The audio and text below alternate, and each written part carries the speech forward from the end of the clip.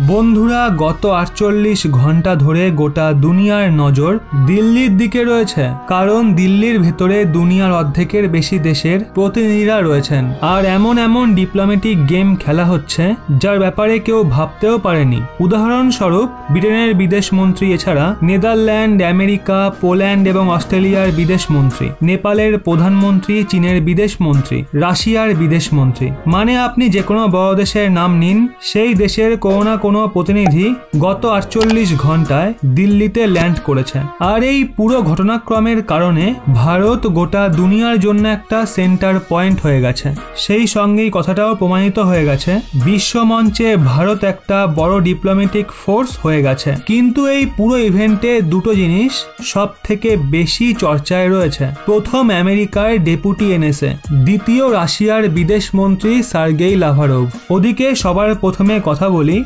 আমেরিকার deputy NSA Dilip Singh এর। উনি ভীষণই বিতর্কিত একটা বয়ান দিয়েছেন।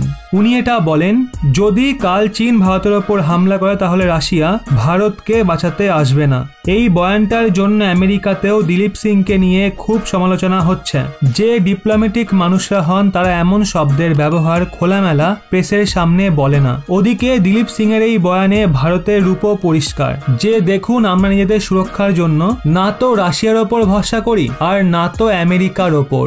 আমরা আমাদের সুরক্ষা নিজেরাই করতে জানি। আর গালওয়ান ঘাটির হিংসায় আমরা এটা দুনিয়াকে দেখিয়েও দিয়েছি। তো তাদের এই ভিজিট পুরোপুরি ফ্লপ হয়। কিন্তু তারপর যে রাশিয়ান বিদেশ মন্ত্রী ভারতে আসেন সার্গেই লাভারভ, তো ওনার এই যাত্রা তো পুরো সুপারহিট প্রমাণিত হয়। সবার প্রথমে তো সার্গেই লাভারভ প্রধানমন্ত্রী মোদির সঙ্গে দেখা করার পর এটা বলে দেন প্রেসে এসে, ভারত রাশিয়ার থেকে যদি কিছু চায় তাহলে রাশিয়া যে কোনো উপায়ে ভারতকে সেটা দেবে। প্রত্যেকটা হাতিয়ারের জন্য, প্রত্যেকটা জিনিসের জন্য রাশিয়ার দরজা ভারতের জন্য সব সময় খোলা থাকবে। ভারতকে শুধু বলতে হবে আমাদের এটা দিন, রাশিয়া তৎক্ষণাৎ দিয়ে দেবে। যদিও আপনি এটাও বলতে পারেন যে এই বয়ান দেওয়ার পেছনেও রাশিয়ার লাভ রয়েছে। হ্যাঁ, একদম রয়েছে। কারণ এই সময় রাশিয়া বেশিরভাগ হাতিয়ার, বেশিরভাগ তেল বিক্রি করতে চায় যাতে তাদের হাতে কিছু ক্যাশ আসে। কারণ এই কথাটা আপনি মেনে চলুন, যুদ্ধ এখনো কিছু মাস চলতে পারে, শান্তি সমঝোতা হওয়ার কোনো চান্সই দেখা যাচ্ছে না। সেই জন্য রাশিয়ার অনেক পয়সার প্রয়োজন পড়বে।